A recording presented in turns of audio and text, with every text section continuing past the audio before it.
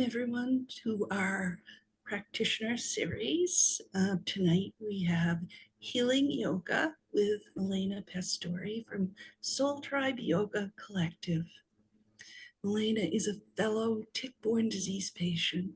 She contracted Lyme as a young child from a tick bite she had while playing in her grandmother's yard in Boulder, Colorado, a place where Lyme is still believed not to exist.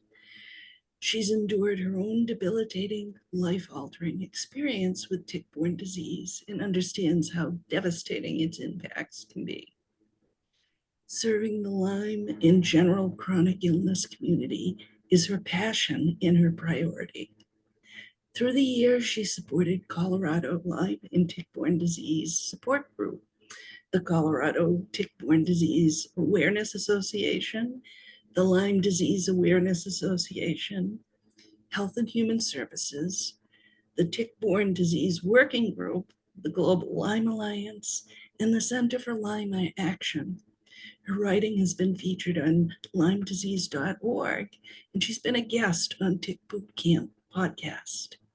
So welcome, Milena. Thank you for joining us at the Lyme Disease Resource Center and taking the time to share your gifts with our clients.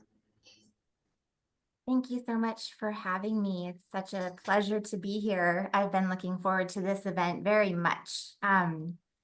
Gathering with others who are enduring their own chronic illness experience, especially those specifically dealing with tick-borne disease, is a very near and dear passion and priority for me. And when that's combined with yoga and healing, it's extra good and extra special. So thank you so much, Maria and Nellie. It's been wonderful collaborating with you, and I really look forward to having a very supportive and nurturing event for all of us. So throughout the beginning portion, I'll kind of toggle back and forth between having my presentation up on the screen and then taking it off so that we don't have to see that the entire time. And I think I'm going to try it this different way than what I typically do. So just let me know if you're seeing everything well and clearly. So we all know where we are and when it is. Again, welcome. Once again, I'm Milena Pastore. I'm based in Colorado, in Northern Colorado. I know we have at least one other person also from Colorado, Sheila. Great to see you here. And I am the founder and owner and healing yoga guide for Soul Tribe Yoga Collective. And that is what I tend to refer to the type of yoga that I teach. It's very unique. There's probably really nothing else like it because it's my own creation. It has manifested from my own experience, my own education and training and exploration and continued research. Although other styles that are similar would be very gentle styles. There's a type called subtle. So we'll talk more about different types of yoga that exist in the world, but it's possible that some of you may have had some apprehension before joining today because you're unsure of what this may be like or what your idea of yoga is something that's a little bit impossible or overwhelming right now. And I can assure you that you are in a safe place and that when we do get to the part of the yoga, everything is optional. And I believe most people were able to get a chair. I did see that one person did indicate no. So before we continue, because this way, if you do need to grab a chair, however, if not everybody can have a chair, then we'll forego that and we'll just figure out a different way to go about it. But if possible, I would love for all of us to be able to start today's session sitting in a very sturdy, safe chair. If that's not doable for everyone for whatever reason, maybe you just don't have access to one right now, we can do our practice from the floor. However, there may be people who have issues with getting on the floor. So after hearing this, if you want to take yourself off mute for a moment or put some comments in the chat, just kind of letting me know where you're at today and what's going to work for you. This way, when we do get to the yoga part, I can make sure I'm offering something that's going to work for most everyone. And I do know we have a couple people who were planning on mostly just watching because of different things that they're dealing with today. So you're welcome to take an opportunity to just share with me. If you don't have access to a sturdy chair, the best style would be like a folding chair or a stool from the kitchen, no wheels, hopefully no parts that are loose or unstable. And I'm just checking out okay, got it, Christina. So it seems like most of us are going to be able to bring a chair to the practice. So that's what I'll assume for now, but if I'm wrong, definitely let me know. So the first thing that we're going to do is we're going to establish our safe space. And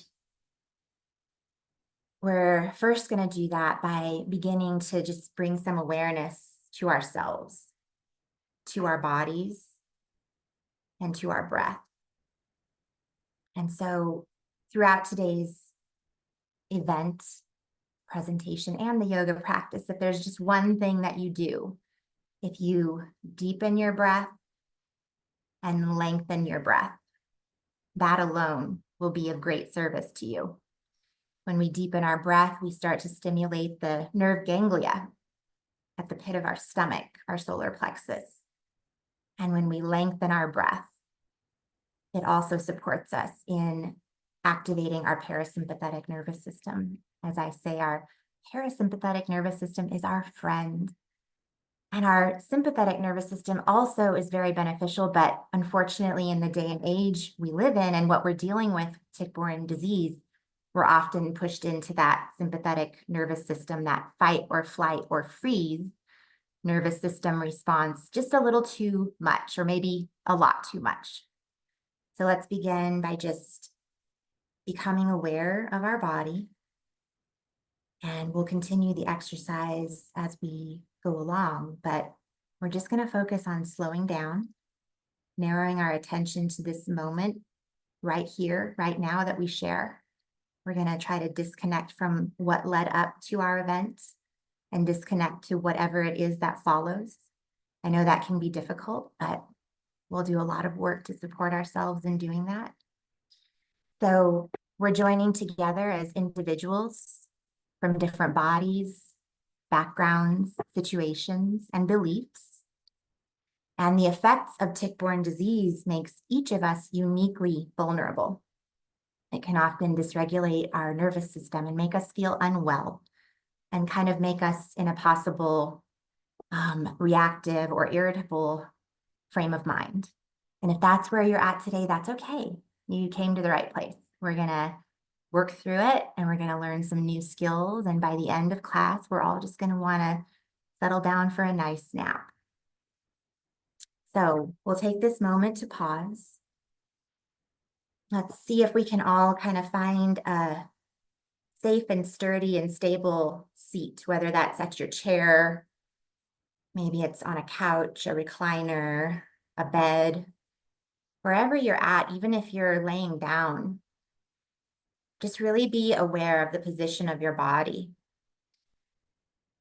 And if you're seated in a chair, let's have our feet firmly but gently on the floor beneath us. Really tune into the surface beneath you, its support,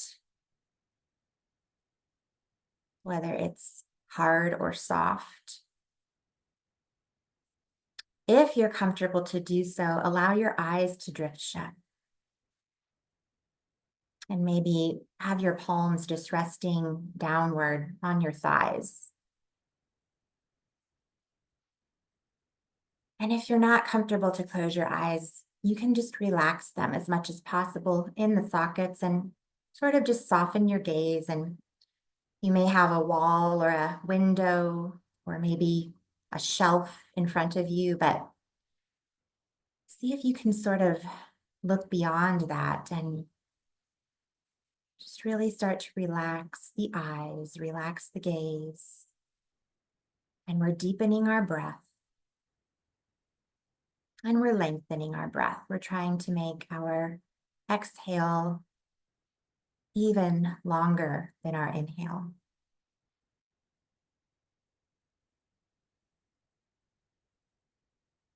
And at this time, we're going to practice a very simple breathing exercise. And this is just to help us regulate and ground, which will help us to focus and be more present as we continue our event today. And this breath work is called 4-7-8 breath. And that is because we're going to inhale to the count of 4. We'll hold the breath to the count of 7, and we'll exhale to the count of 8. Now, if this sounds a little bit scary or if you're nervous, just do your best to just breathe into it, knowing that you don't have to do it perfectly. You can try it again tomorrow on your own time. Whenever we try something for the first time, it's always going to be a little strange, maybe even a little overwhelming. And don't worry, I'm going to be here to guide you through the whole thing. So we'll begin on the count of 3 with our first inhale. 1, 2, 3. Inhale. 2, 3, 4. Hold the breath. 2, 3, 4. 5, 6, 7. Exhale. 2, 3, 4. 5, 6, 7, 8. Inhale. 2, 3, 4. Hold the breath. 2, 3, 4. 5, 6, 7. Exhale. 2, 3, 4. 5, 6, 7, 8. Very good. Go ahead and return to a peaceful, rhythmic breath that feels comfortable and safe for you. That breath work is intended to be very relaxing. It's kind of jokingly referred to as the tranquilizer of breath. But if you experience something different, don't be hard on yourself. Know that we're all different. And sometimes just depending on our experience and what we're dealing with on a certain day, it may have a different outcome for us. So just be patient and compassionate and kind to yourself.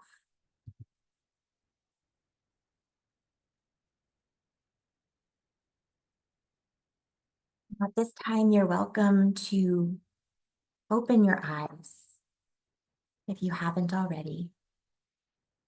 And just become present in our group again. Even though we're separated by distance, it's amazing the true connection that we can form and build and foster through these types of events. We truly are generating healing energy together, and the amazing energy that is produced when we do healing activities is really wonderful. So sometimes it's fun to kind of imagine ourselves all in the same room or use whatever kind of visualizations you like. But from here on out, let's do our best to be aware of our actions and our words and make sure that we're always coming from a place of respect and love and kindness. And that starts with our thoughts and our energy and our emotions. So just know that if you are having a difficult day, that's okay. And that we are in a safe space. So we'll go ahead and move on. Now, how many of you have heard this? But have you tried yoga? Or, you could fill that with any other thing. Have you tried this or that? And I know this can be kind of a pain point for many of us, the many pieces of advice that we get from so many people. And, I think most of the time, these comments and suggestions, they come from a really good place. So it's kind of this two-way street where we have to kind of show compassion and understanding for who's offering the advice and vice versa.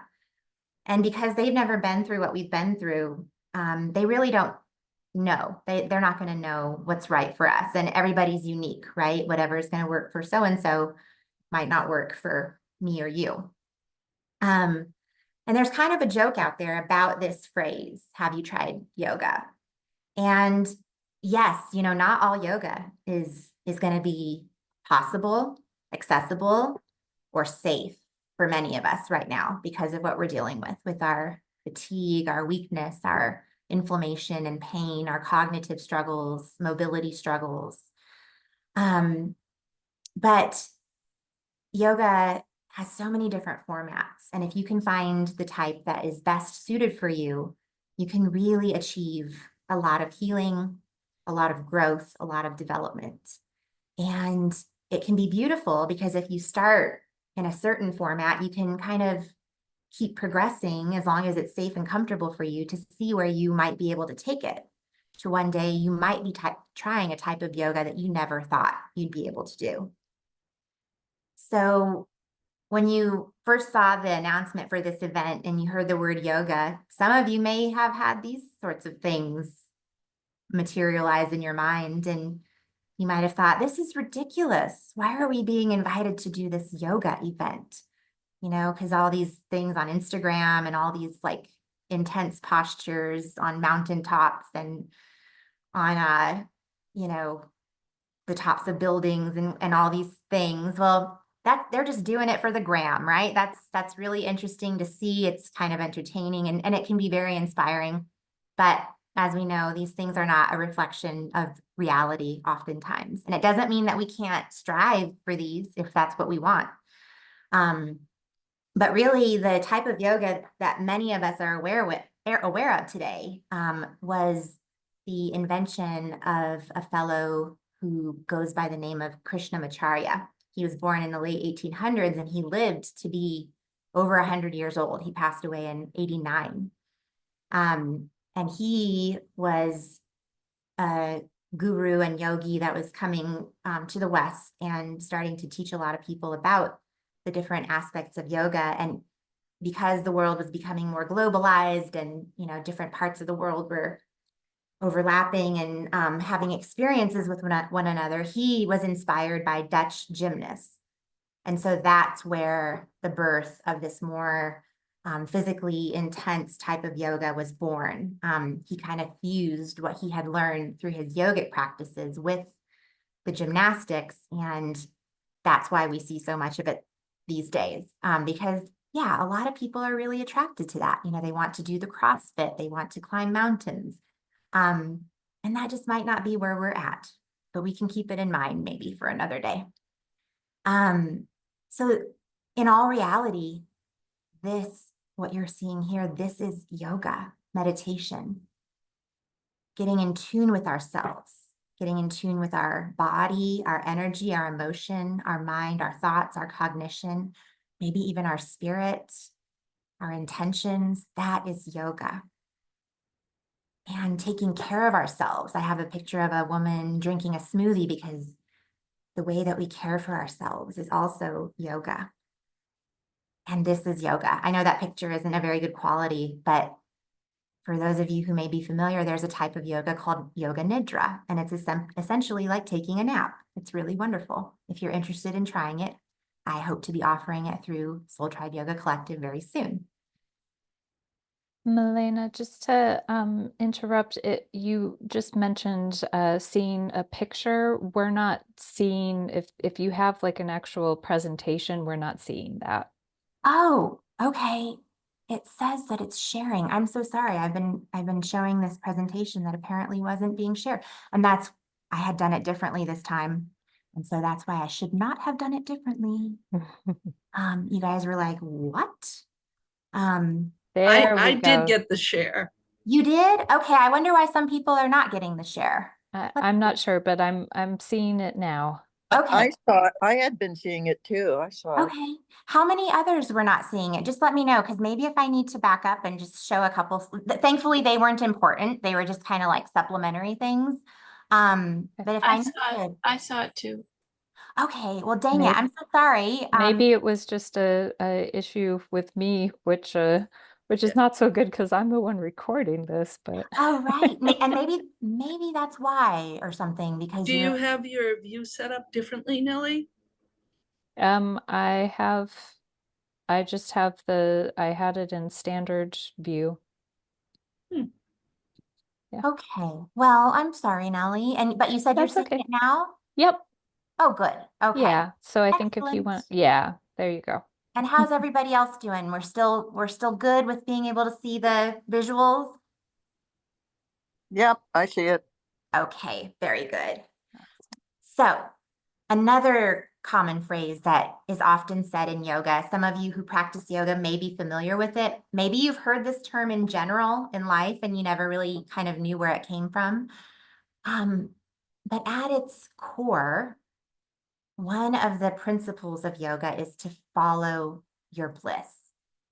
And I'm just curious, there's no pressure, but if anybody is familiar with the term, or even just upon hearing it, if you have any inspirations, any ideas, what does that mean to you? And no pressure if people are feeling introverted today. There's no pressure to. Oh, and I did turn the presentation off. So we're just on video now in case anybody wants to speak. So hopefully we're still in a good place. But yeah, I will kind of turn it on and off because when I do open it up to some conversation, I thought maybe I would just make it to where we can see each other a little better. So anyone is welcome to have an idea to share. But again, if you just rather be kind of introspective today, that's fine as well. But I'll wait a few more seconds before I continue. If anyone has any input or any ideas that come up about what it means to follow your bliss. People can also just type in the chat if that's easier. Something that comes up for me around that is connecting with things that bring joy, that bring peace, that bring like just kind of a sense of like calm fulfillment.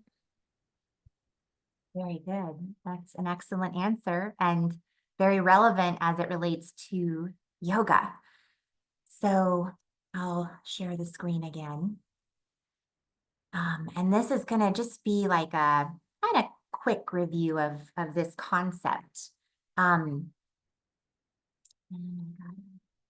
we go. So yoga has all these different constructs to help us understand our bodies and even beyond our physical bodies, our energy bodies, our mental body, what's called our wisdom body, and then our bliss body. And over time, because we're humans and we need ways to organize our thoughts and explain things, it kind of started to take the shape of the Russian dolls, where they fit within one another. And you'll see that the bliss body is the smallest doll on the very inside of all of the other ones. And in a certain way, that's somewhat accurate because we have to work through our other layers to get to the bliss layer. And we do that in the ways that Nellie mentioned, taking care of ourselves, doing healing, calming activities that bring us joy. But really, our bliss body is the most expansive. It's infinite. It's completely vast. It has no limits. And it is what connects us with one another. And that's kind of why you might hear the term like yoga is unity and hear words relating to like higher consciousness and awareness. But I thought I would show this anyway. And the layers in the yogic term are called koshas. It looks like kosas, but it's actually koshas with a sh sound. So you don't have to worry about remembering this or anything like that, but it kind of just outlines the necessity and the complexity, the necessity to take care of ourselves and the complexity of what makes up ourselves. I like to say, we don't have a body or we don't have a soul, right? You might hear that, oh, you have a soul. We are a soul. We actually have a body. That's how we tend to look at it in yoga. And these are just ideas, they're just concepts to chew on for a bit.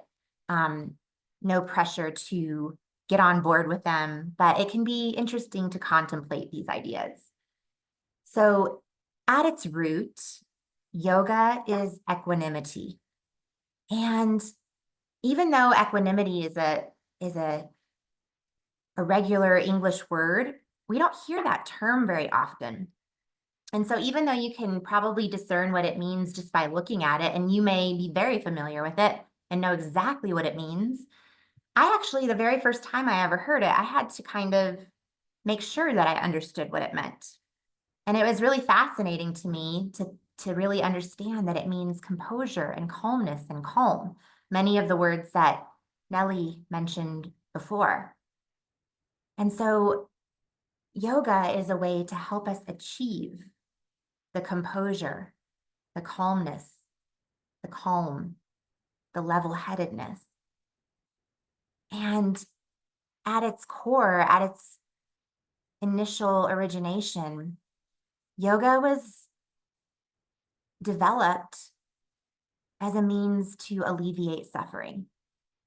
And I know that those of us dealing with tick-borne disease are really dealing with a lot of suffering. And my heart really does go out to you, and I really do understand a lot of it. You know, our journeys are all very different, but please know that I myself really went through it. So what are the challenging characteristics of tick-borne diseases or infections or conditions?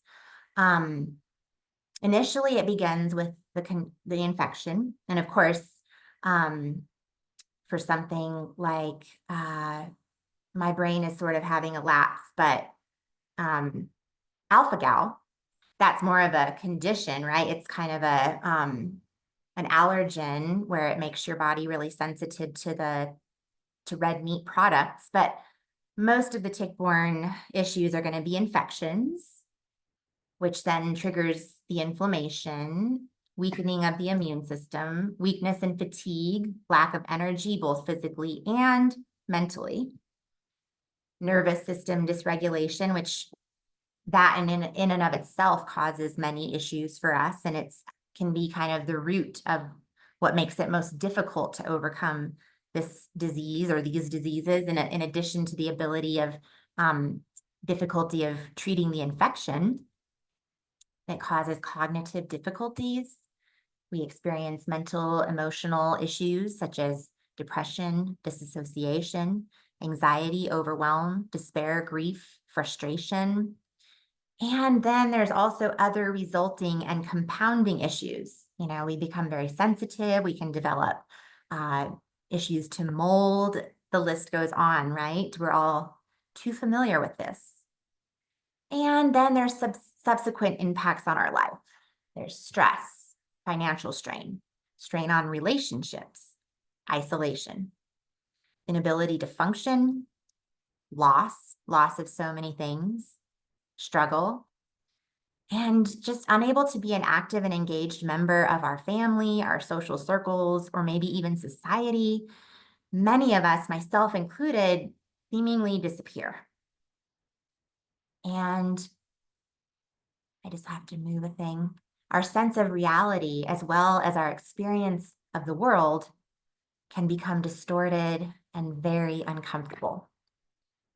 Our life experience, the sensation of our bodies, the sensation of our thoughts and emotions can be a very uncomfortable place to be, which makes it very difficult because we can't really escape ourselves. And especially if we're going through periods of insomnia, we don't get that break, we don't get that rest. And so this is one of the many reasons it becomes very important that we explore different modalities and different resources that are available to us and see what works for us. So many of you are probably familiar with quantum physics, the fact that everything is energy. And so you may be familiar with the concept of vibration. You know, there's the fun term high vibes only or good vibes only. And when we're healthy, we're vibrating at a higher frequency because we're experiencing homeostasis, sensations of wellness. We have focus, we have energy, we're able to create, we're able to be creative, we're able to experience joy. And often when we're sick, we struggle to access those types of experiences, even though they're not impossible and they might be a little bit short-lived. But that's why we just have to try our best to create more of them and to really savor them and focus on them by practicing, things like gratitude and that type of thing, which I'm sure many of us are doing on a regular basis. So as I mentioned, this is just kind of a quick review of what I already said. We experience decreases in our strength and vitality, our creativity, our mind and memory, our mental and emotional health, our ability, our joy, motivation, and of course, the list goes on. So healing from tick-borne disease requires a multifaceted approach, right? We all know that you can't just be so lucky to just pop a pill and have the issue gone. It takes a lot of work to treat the initial infection, the ramifications of the infection, and then the resulting issues. So it's a lot of work, and it's often a marathon and not a sprint. So we've got to be proactive, resourceful, creative. We've got to utilize mind, body, energy, and spirit modalities, the many layers to ourselves as we've reviewed the koshas. We've got to treat the infection, correct imbalances, detox, protect and nurture ourselves, rest and de-stress, regenerate, build stress, regulate our nervous system, stimulate inspiration and creativity, and if it's something we're interested in, form spiritual connection. That can all sound really overwhelming, and I know it often is, but it can actually be a really beautiful thing. When I think of all these things, I start to imagine a Venn diagram. And then suddenly that Venn diagram starts to take the shape of what you're seeing here, which is like the flower of life, or sometimes the seed of life. It's kind of interchangeable depending on who you ask. So if we choose to see it that way, we can choose to see our healing journey and all of the elements of it as really a very beautiful thing. And I know that for me, it changed my life for the better. I now really have different priorities. I love and cherish myself. I have developed my spirituality, and I see my body as a temple that I take really good care of. And I don't only nourish my body, I nourish all parts of myself on a regular basis. And that was part of what played a big role in helping me to recover, because I definitely went through the darkness, the intense struggle. I went through most of it on my own, without mental, emotional support from others. But by staying dedicated to my journey and to myself, I was able to dig my way out of it.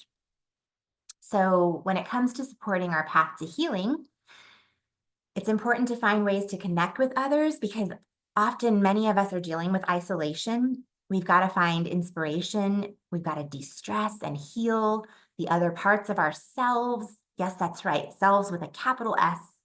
And we've got to take intentional moments of respite from the work and focus on recovery, because healing is not just a full-time job. It's like a time and a half job. In fact, you could say the work practically never ends. But we've got to make sure that we take breaks, that we take moments to stop thinking about it, stop focusing on it, and just give ourselves a moment to decompress. And I'm just going to pause for a moment to make sure I'm not missing anything on the Zoom. And I sort of lost that screen. Apologies. There we go. I'm just going to check the chats and everything, make sure I'm not missing anything. Okay, great. And I'm going to hydrate, and know that you are welcome to nourish yourself with any type of hydration or snacking, although it may be best to wait till after the yoga to snack, but the type of yoga we're going to do should be just fine for that.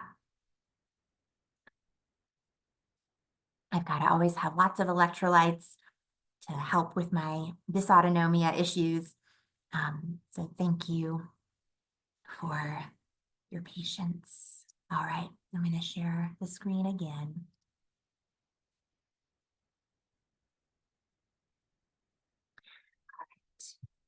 And as I mentioned before, we're fortunate to live in a time in which many of us have access to computers and to Zoom. And if done right, even social media can be used in a safe and supportive way. Although many of us I know prefer to just stay away from that space. So, what role do yogic techniques play in all of this? They help to regulate our nervous system, manage pain, to detox, to support our cognitive function. They stimulate our mind with new ideas, maintain or improve our balance. It helps us to maintain or increase muscle health, our strength, flexibility, fluidity, lubrication of our joints with our synovial fluid. And also a perk is that we get to connect with others in a safe and meaningful way. And some of you may be familiar with Louise Hay. She has an incredible story herself and is a very inspiring person. I love this quote: just as a flexible body is more comfortable to be in, a more flexible mind is more comfortable to be in or to live in. And this doesn't mean that we have to be super flexible and bendy. This just means that if we can increase our flexibility by even a micrometer, that alone has an impact on our fascia and the different parts of our body that I mentioned before, and can take us one step closer or one micrometer closer in having a more comfortable experience in our body. So I'm just going to go over these very quickly so that we can be mindful of the time and get on to the good part, the good stuff, the yoga practice. But some of you may not know that there's just so many types of yoga that exist. And one of the most popular type is vinyasa, which is going to be that kind of almost quasi-gymnastic style of yoga.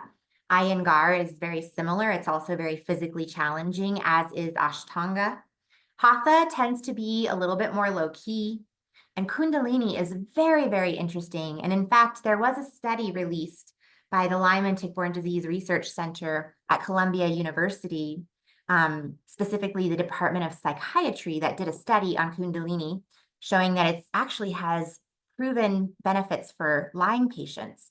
However, I do recommend it with a grain of caution because it is a strenuous type of yoga. It's very unique. You do most of it while sitting down, but it involves really intense breath work. So I do recommend that if you decide to try it, you speak to the teacher and really maybe take some baby steps as you immerse yourself into the tradition. There's Kayut, which was invented by a chiropractor, Yoga Nidra, as we discussed earlier. It's essentially like taking a nap. 45 minutes of Yoga Nidra is equivalent to 4 hours of REM sleep. It's a specific type of meditation that helps you to activate beta and theta waves in your brain. Yin is a wonderful practice. There's a misconception out there that it's very easy because it's slow. It has a very slow pace, but it is actually quite intense. So you have to make sure that you're physically capable of doing it if you're going to try it. And it's also challenging in the fact that it really forces us to slow down and to go within. So that can also be challenging for people who are not used to doing that. There's also restorative, which is also a very gentle type of yoga that I really recommend for many people who are dealing with tick-borne disease. Of course, gentle and chair yoga and aqua yoga and subtle yoga. So what if you're not able to access yoga right now, even the type of yoga that we're going to do here in just a few moments? There's so many things that you can still do. And if you have questions about any of these, you're welcome to connect with me later. You can practice the full yogic breath, which we did a bit earlier. You can practice mindfulness. You can color a mandala, which you see in that picture there. That is a great way to relieve stress and increase focus. You can meditate for just 5 minutes or just sit in a quiet space. You can listen to a guided meditation or even meditation music. You can chant mantras or sing kirtan, which is yogic music. You can attend a sound healing. Those are wonderful. And really all you have to do is just show up and lay down. And there's more. You can set an intention, which is just like a very gentle goal, just a very compassionate, gentle goal to work toward. You can practice skin brushing, which is great for detox and stimulating the lymph, and it's actually an Ayurvedic practice. You can spend time in nature or just in quietude, and many of us know the healing power of nature. You can prioritize your self-care. That in and of itself is very much yoga.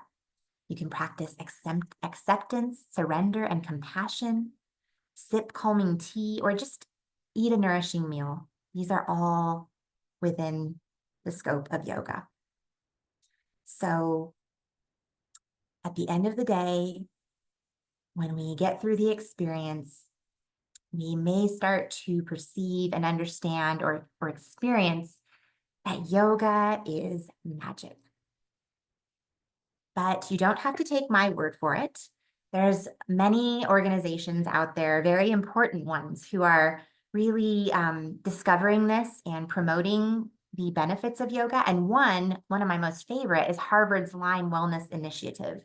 It's a patient-driven, evidence-based program that uses its resources to offer yoga, meditation, breath work, and support systems. And if not literally offering these things, just offering the information and evidence about their effectiveness. And that website is lyme.health.harvard.edu. And so we're wrapping things up, and just before we transition to the yoga, just letting everybody know. I know most people are far away, but I'm teaching a 200-hour yoga teacher training at a studio based in Longmont, Colorado. It goes September through November. I also have a wonderful high mountain healing yoga retreat taking place in Crestone, Colorado this October, which is welcome to anyone from anywhere. And all of the events that I do are designed to be accommodating and accessible to participants with chronic health conditions. So if anyone is interested in these or in things that I offer in the future, I'm happy to learn about your specific needs and help you to find a plan that can work for you. And I've always got different workshops, trainings, and retreats in the works. And this is just a picture of me at Blazing Mountain Retreat Center, which is where the Crestone retreat takes place. It's got a beautiful meditation hall. And definitely keep in touch. I know I've already been in touch with many of you, and I can share my information again at the end. Just wanted to do a quick blip there.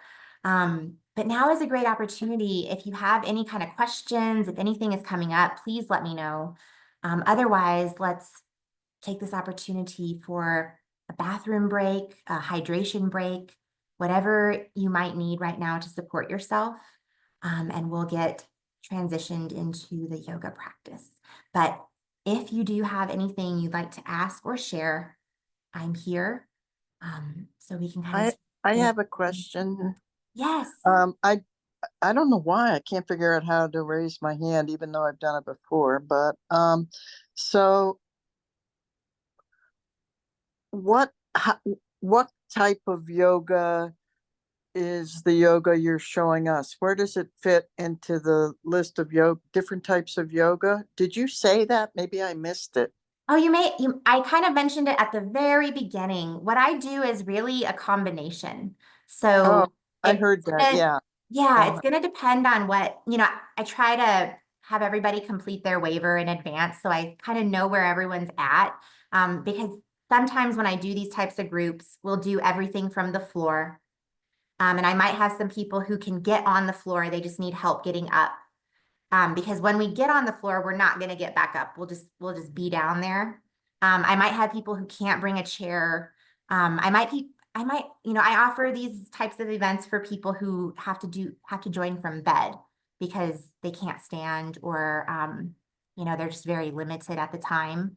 So I really kind of do my best to judge the group, or read the group and kind of put a plan together that's as best for everyone. Of course, it can be difficult.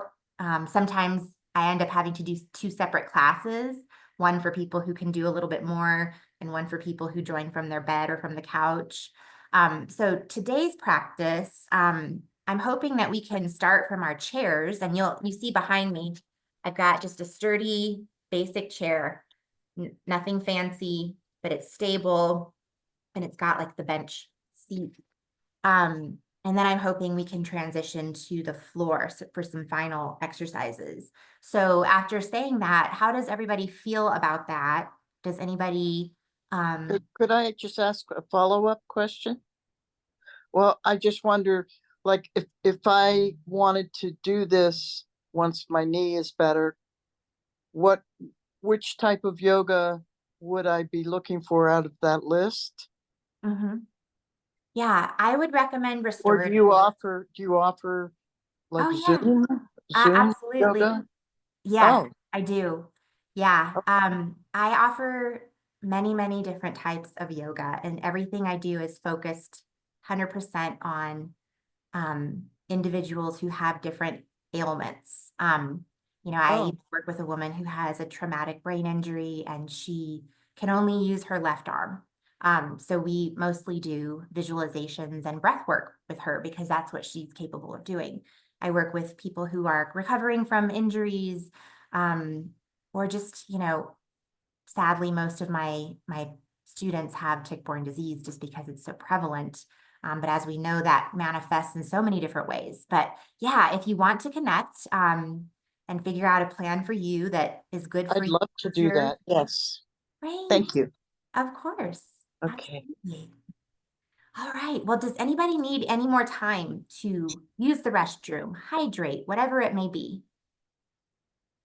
And just to let folks know, we will also send out a follow-up email from this event with the recording on our YouTube channel, and we'll also make sure that you all have Milena's contact information. Thank you so much. So let's see. I'm trying to keep an eye on the chat just in case anybody's chatting, but it seems as though we're all ready to go. Is that right? I'm happy to pop in if I see anything in the chat so you don't have to keep an eye on it. Excellent. Thank you. And testing 1, 2, 3. Can you all hear me okay? I just switched to my microphone for this part of the flow or of the event. All right. I am taking that as a yes. All right. So, okay, excellent. Thank you, Maria. I am just going to adjust my computer a bit so that I'm in a good visual for all of you. And go ahead and get comfortable in the chair that you brought. And let me just make some more adjustments here. So we're going to just get settled in your seat. And throughout the rest of the event, you can just listen to me. You don't have to worry about watching me necessarily. And there's a couple reasons for that. One is I don't want you to strain your eyes or your neck. I just want you to be able to relax. Of course, you can gaze at me as needed to make sure that you're on track with me. Since we have our cameras off today, I can't really look at everybody to give you any specific adjustments. And I'm not always going to be doing the movements with you. Sometimes I might have to get up to adjust the music. Sometimes I might need to adjust the camera. So the best thing for you to do is really primarily listen to my words. The other big part of that is that when you listen to my words and you follow what I ask you to do or what I guide you to do, it's really good for your brain. It's really good to listen to the direction, to the guidance, and it can help with your cognitive health. So we're just pausing here, sitting in our chair. Our feet are firmly but gently resting on the floor beneath us. Let's see if we can have our palms just resting gently on our thighs. And if you're joining from your bed or from your couch, you're just watching, that's fine. Maybe you can use your mind's eye to envision yourself doing the postures with us. And that goes for everybody. If there's something that you're unable to do today, just visualize yourself doing it. That can be incredibly powerful. So let's have our eyes gently close if we're able to. Of course, I know sometimes we're dealing with issues like nausea, which make it difficult for us to close our eyes. And if that's the case, just let them relax in their sockets and soften your gaze. See if you can trigger the full yogic breath that we talked about earlier, where you breathe into your belly. You're breathing into the very lowest parts of your lungs. And therefore, it feels like you're breathing into your belly. And you're welcome to put one hand on your chest and one hand on your tummy. And feel the lowest part of your lungs fill up with air first. And then finally, you feel the upper part of your lungs. You're sort of topping it off. And even though we're filling our lungs in terms of the lower, middle, and upper parts, we're going to try to only feel them about 80% full. And that's just because we want to maintain that parasympathetic state. So let's see if we can have a slight tuck to our chin because we're really trying to open up our spine. We're going to try to create space between each of the vertebrae, starting at our tailbone. And very gently and slowly and carefully lifting all the way through each part of our spine to the top of our head. Just pause here, just focusing on your breath, really tuning into the sensation of your breath.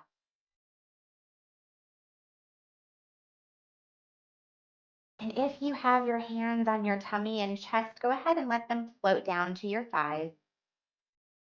From here, let's gently inhale as we lift our arms out and around.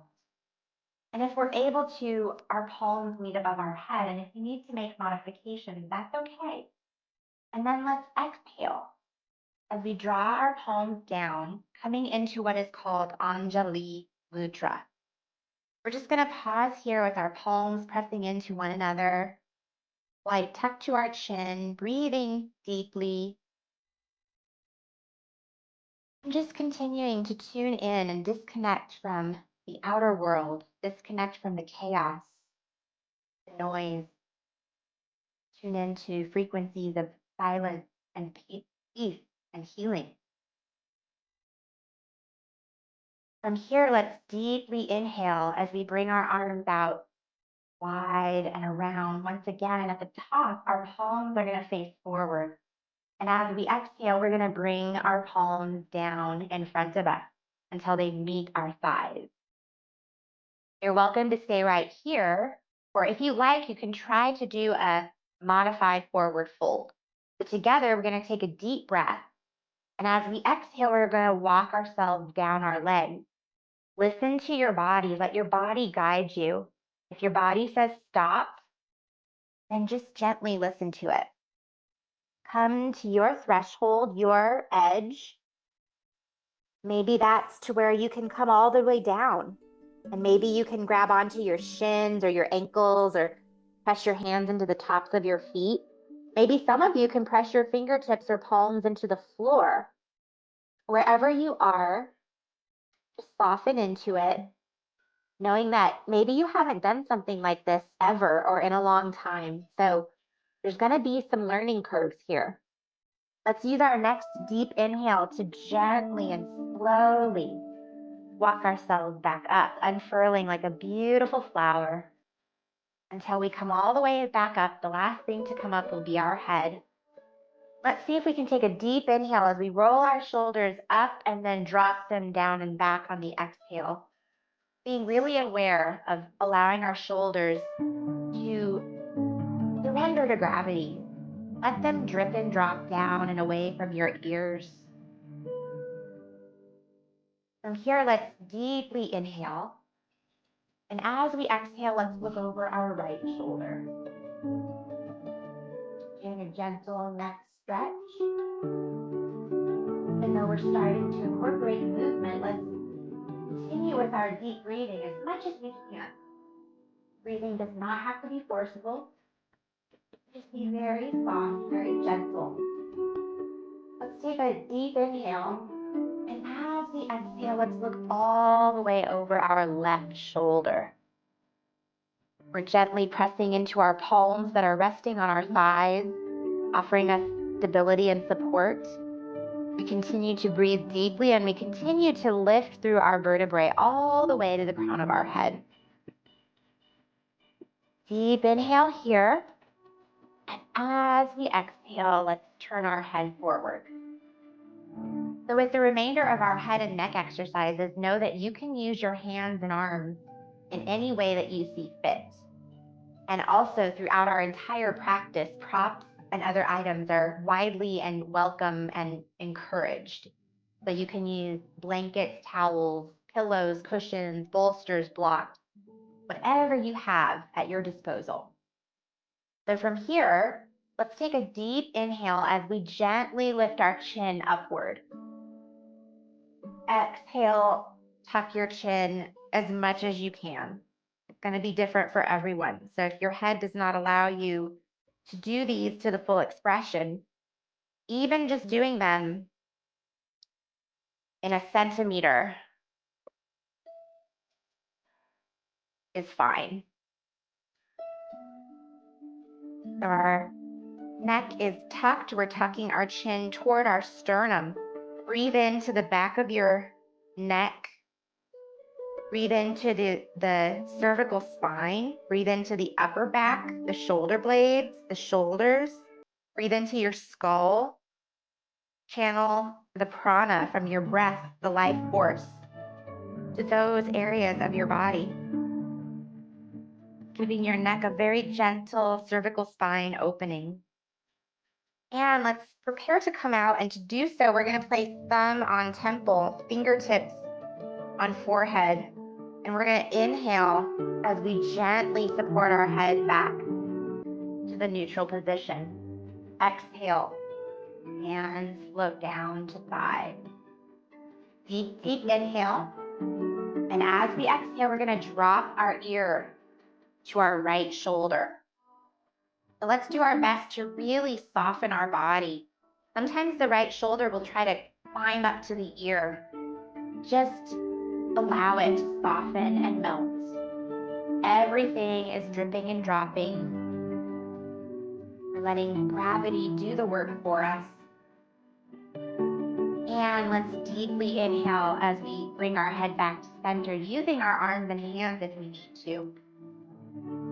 And exhale, drop left ear toward left shoulder. Same thing. Let's make sure that the left shoulder is dripping and dropping down. Check in with your right shoulder too and make sure that it is also dripping and dropping down. Sometimes we can't help but let them lift a bit, especially if we're dealing with some stiffness. If that's the case, use the power of your inhale. Use the power of your prana, your healing life force, to soften and open the parts of your body that are resisting the posture. Let's now deeply inhale as we lift our head back to center. From here, we're going to inhale as we lift our right leg up and cross it over the left. We're doing a modified forward figure 4 here. So we're just going to pause here. We're going to pause with the right leg crossing over the left. Over. And let's take this opportunity to offer ourselves some self-care. Rub the thigh, the hip, the knee. It's a really good opportunity to get into the calf, especially that lower part of the calf that for some of us can get really tight. And if you're comfortable to do so, rub your feet. And if you have tight hips, you can try giving your big toe a squeeze, placing thumb on one side and another finger on the bottom side. So squeeze it from the top and the bottom. For some people, that is very effective. You just pause there, giving yourself some self-care. And I'm just going to adjust the music because some of the songs are a bit louder than others.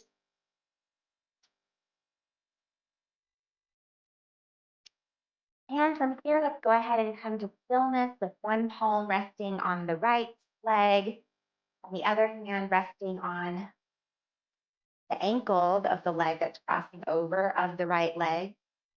And let's see if we can do a dorsiflex of the ankle. So what that means is with the right foot, we're going to push through the heel and pull those toes toward our shin. We're extending through the heel like a flex of the foot. And just see what that does for you in the posture. Do you feel it more in any part of your body? Maybe the hip, maybe the calf.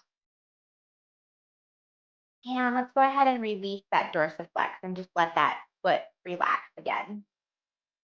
So you're welcome to stay right here because for some of us, just sitting right here is going to be plenty and be very beneficial.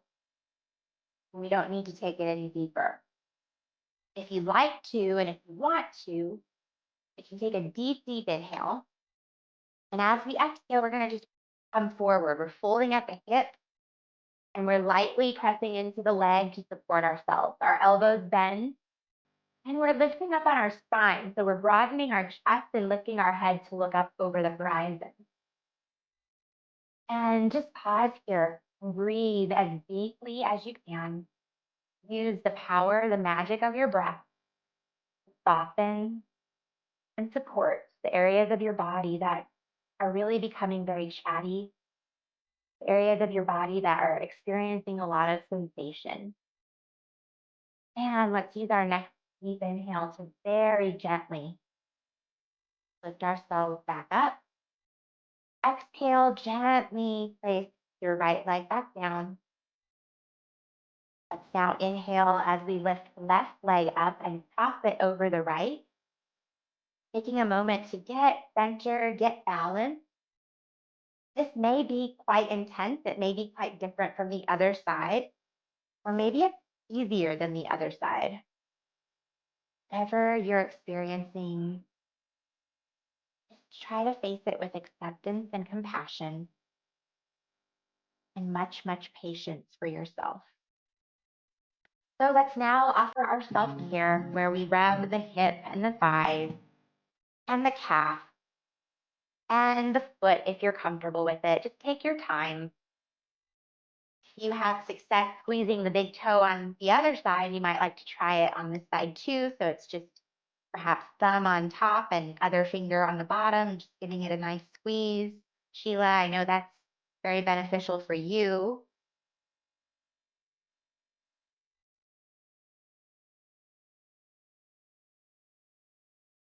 And let's come to stillness. Let's have our left hand resting on the leg that's crossing over the left leg and the right hand gently resting on the ankle. And let's now try that dorsiflex. So we're going to push through the heel and the toes come toward our shin. So we're flexing that foot and we're just breathing into it, just observing. Some of us may not feel any different when we do this. And some of us, it may be very intense. So whatever you are experiencing, just breathe into it, knowing that you're being brave and courageous to try something new, something different. Yeah, let's relax that ankle and just let it soften. So again, you're welcome to stay right here. Or if you like, we can take a deep, deep breath. And as we exhale, we fold at the hip, supporting ourselves with our arms and palms, gently pressing into the leg if we want, but really we're lifting up on our spine. So the only way that we're really coming down is by folding at the hip. And we're broadening our chest, letting our beautiful heart energy radiate outward, and we're lifting up on our head if we're able to. Breathing deeply and lengthily. And from here, let's use our next deep inhale to gently come back up. Exhale, place the left leg back down. And just pause. Pause to get recentered. Pause to just gently observe without ego, without judgment, but instead with much compassion and love.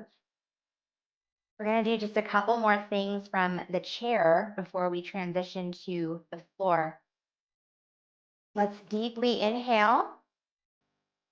We bring our arms all the way up if we're able to until the palms meet. Make modifications if you need to. And then exhale, we're going to twist to the right.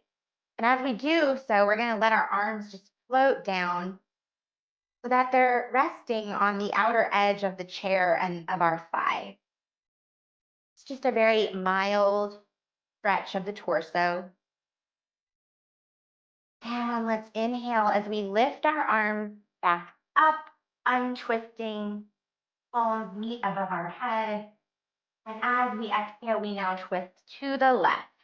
Same thing. Arms just sort of float down until the palms meet the edge of your chair or the edge of your thigh or hip. We're breathing deeply and steadily. We're lifting through our spine all the way to the crown of our head. We're making sure our feet are sturdy and stable on the floor beneath us. And let's deeply inhale as we lift up our arms, untwisting, coming back to center. And here we're going to exhale. And as we do, we're going to bring our arms into what's called cactus. So our elbows are at about 90 degrees.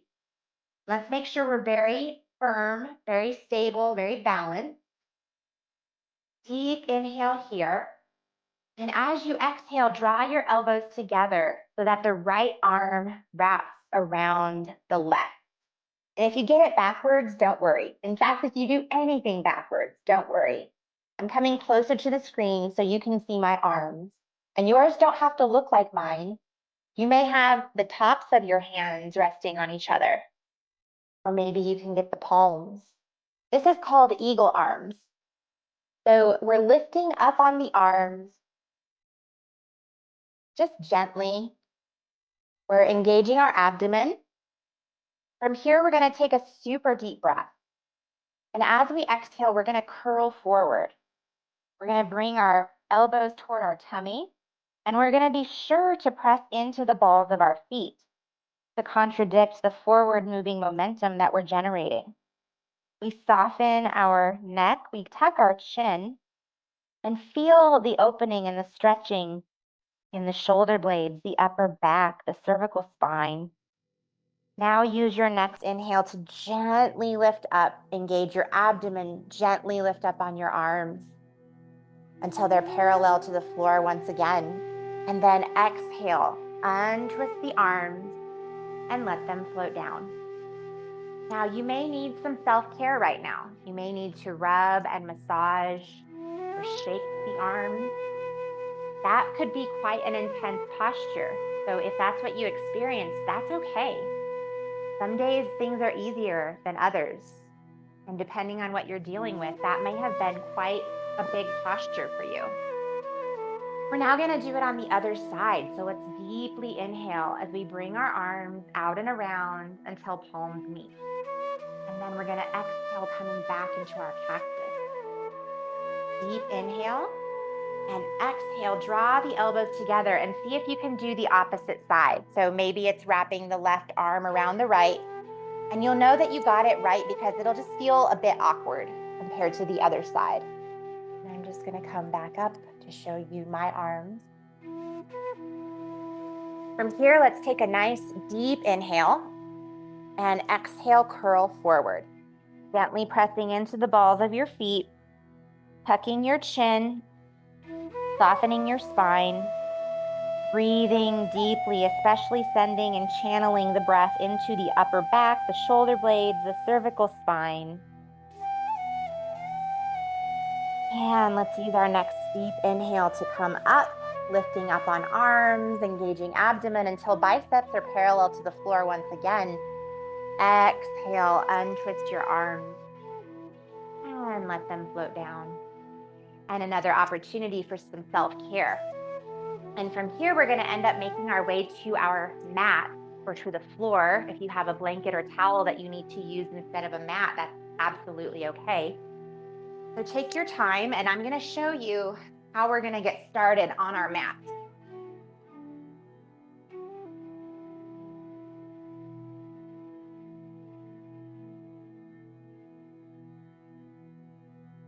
So we're going to go ahead and just make our way to the floor. And what we're actually going to do is we're going to go ahead and lay down. So know that in the future, if you need to do this part of the postures from your bed, that's also an option. That can be a great option for folks who can't get onto the floor. And I'm just going to make some adjustments to my camera, but don't worry about that because really you're just more listening to me, not necessarily watching me doing the postures with you. So from here, we're going to deeply inhale as we lift our right leg up and squeeze it into our side body. So we've got a sharp angle at the hip and the knee. Our right hand is on the upper shin, our left hand is on the lower shin. We're just pausing here. Breathing deeply, breathing intentionally.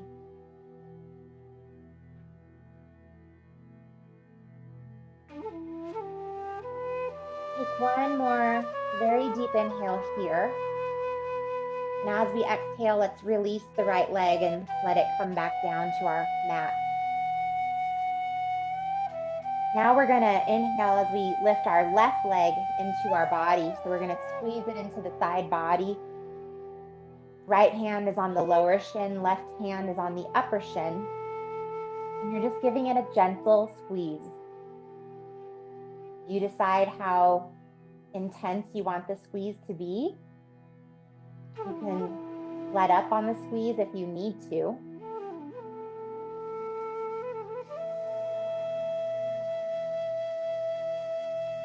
And let's deeply inhale. And as we exhale, let the left leg float down to the mat. So now we're in a fully supine position, just laying on the floor. Let's deeply inhale as we fold our knees and bring both feet to rest flat on the floor. So both feet are on the floor or the mat. Both knees are pointing toward the ceiling. And let's have our arms in a very supportive position, about 45 degrees away from our body, palms facing downward, just nice and supportive. From here, we're going to do a pelvic tuck. So we're going to deeply inhale as we tuck our pelvis toward our nose, and then exhale, release. Inhale, tuck the pelvis toward your head. Exhale, release. Inhale, tuck your pelvis, which diminishes that natural curve where it lifts off the floor, and then exhale, release. We're now going to do a gentle cervical spine opener. So we're not doing a sit-up, even though that's what it can feel like what we're preparing for. We're going to take our hands and interlace our fingers behind our head. So our feet are still flat on the floor, our knees are still pointing toward the ceiling, and our fingers are interlaced behind our head. And we're just going to pause here. This is kind of a nice posture. It can kind of feel like you're just relaxing at the park. On a deep inhale, we're going to tuck our chin toward our sternum. So we're only lifting our head. And then exhale, come back down. Inhale to tuck. Exhale, gently come back down. And inhale to tuck. And exhale as you very gently come back down. You can release your fingers from behind your head and bring your arms back down to about 45 degrees away from your body, palms facing downward. Now, of course, everything we do is optional. And the next thing we're going to do is going to be optional as well. So just be aware if you do have hip issues, you might want to be more careful of this exercise. So we're going to take a nice deep inhale. And as we exhale, we're going to let our legs just flop over to the right side. And then we're going to inhale them back to center. And exhale, let them flop down to the left side. Inhale back to center. Exhale, let them drop down to the right side. Inhale back to center. Exhale, drop them down to the left.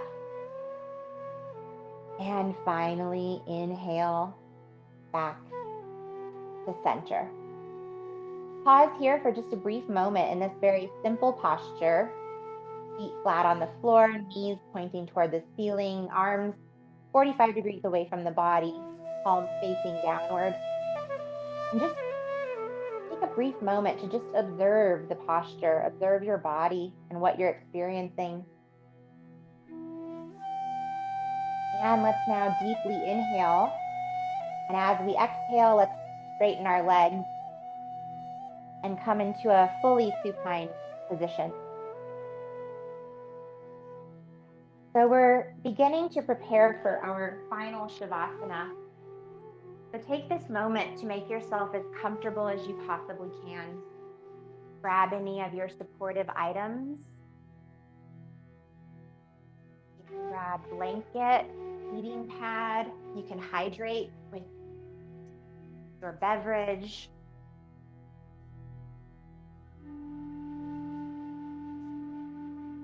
You can turn off any lights or make any adjustments to anything that you need. Because for the rest of our practice, we're just going to remain lying down. You may want to put something underneath your knees to take the pressure off of your lower back. Make yourself as comfortable as you possibly can.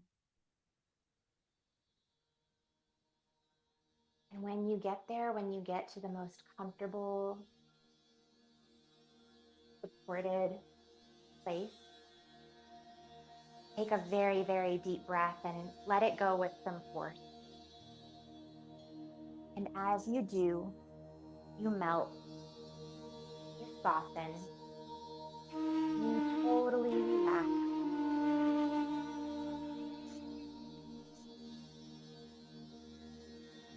Give your trillions of cells permission to relax. Give your muscles and tendons, organs and fluids permission to relax. Give your hair permission to relax. Even give the clothing on your skin permission to relax.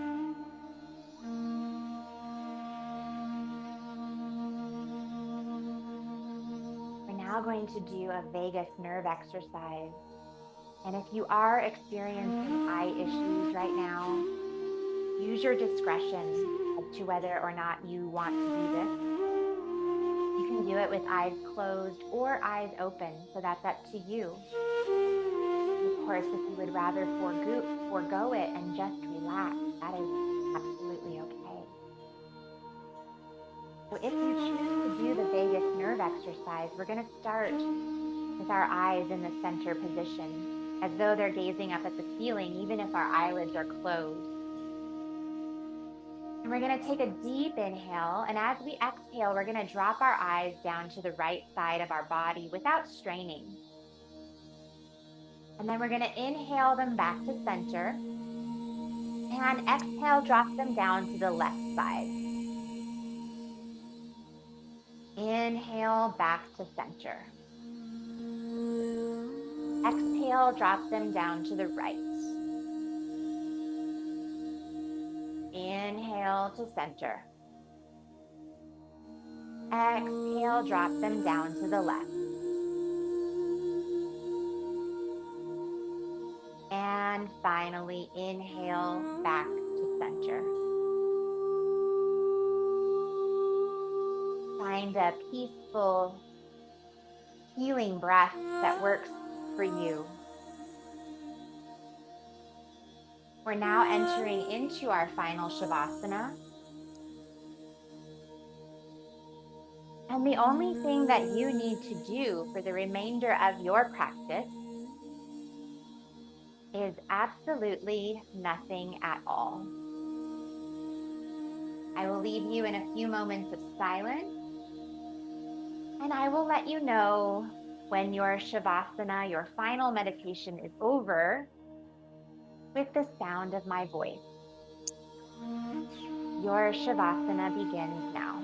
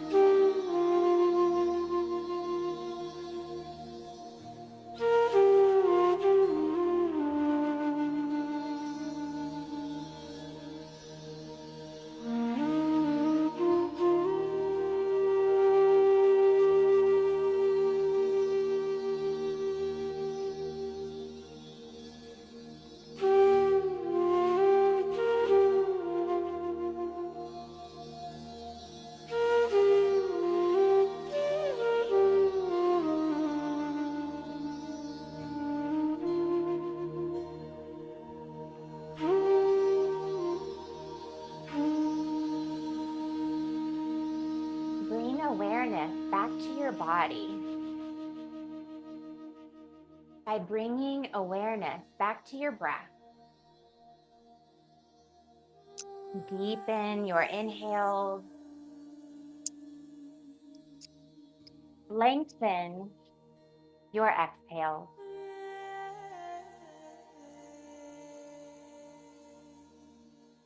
Take some small movements like wiggling your fingers and toes.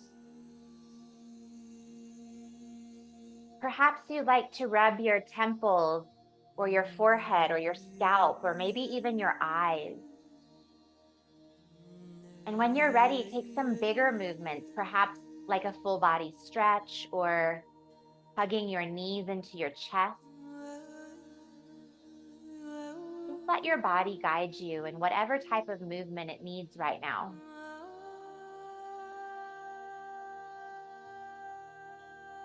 And when you're ready, roll to one side or the other, coming into fetal posture. So you're going to be lying on one of your sides if you're able to. And you're going to use the arm on the floor, the arm that's along the floor, as your pillow. You're going to gently rest your head on that bicep. So you're just laying here in fetal posture as long as that works for you. Just taking a moment to pause. Pause to honor yourself. Pause to extend gratitude to yourself for showing up and doing something good for your many layers. And when you're ready, very gently, very slowly, push yourself up into a seated position, meeting me in Sukhasana, as long as it works for you. You're welcome to grab any items. Maybe you want to put something underneath your knees. And I really recommend having something to sit on, whether it's a folded up towel or blanket, or you can even sit on a cushion or a bolster. Just make yourself as comfortable as you possibly can. We won't be here for very long.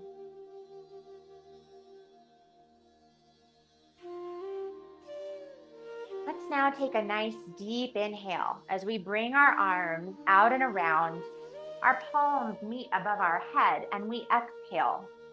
Like a powerful magnet, we draw down the beautiful healing energies that we have generated together through our practice today. Pause here and take the biggest, deepest breath of your day, of your practice. And as you let it go, see if you can do so with force.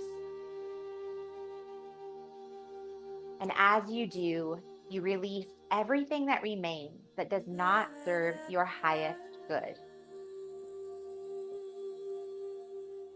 Let's now bring our thumb to our third eye, our thumbs to our third eye, and seal our practice with namaste and a bow. Namaste, beautiful beings. Thank you for joining with me today. Namaste, Lyme Disease Resource Center. Thank you for having me. It's been such a pleasure. Take your time. You may be moving rather slow. It's a great time to hydrate.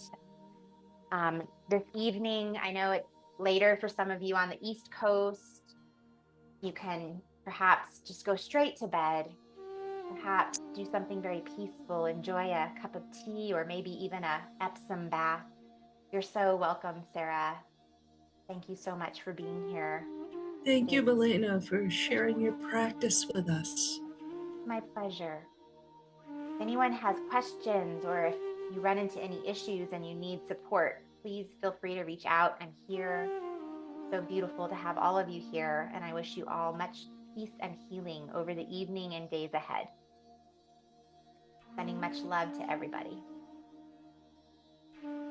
Have a great evening, everyone. Thank you for participating, and we will have a recording of this session up very soon on our YouTube page.